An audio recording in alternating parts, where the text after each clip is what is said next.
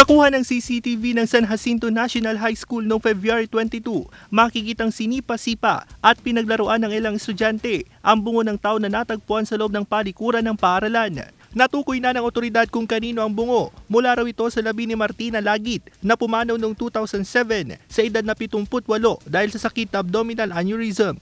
Ang mga kaanak ng yumao, dismayado sa ginawa ng mga estudyante. Emosyonal sila dahil sa paglapastangan sa bungo ng kanilang yumaong ina. Pinalasubas nila yung bungo ng nanay namin. Siyempre, parang dubling sakit.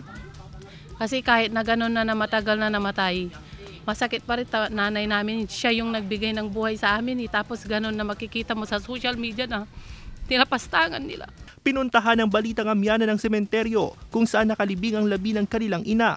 Wasak ang nicho matapos mabagsakan ng puno ng akasya. Dito mano kinuha ng mga estudyante ang bungo. Kasi hindi namin ginagawa patayan eh. Kawawa.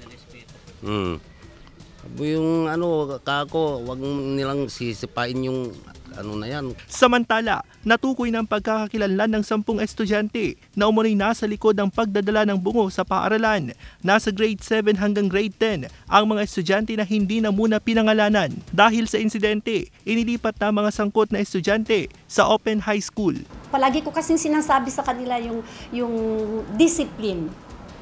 Kailangan lahat ng pupuntahan nila dapat yung panatiliin ang kanilang sariling disiplina.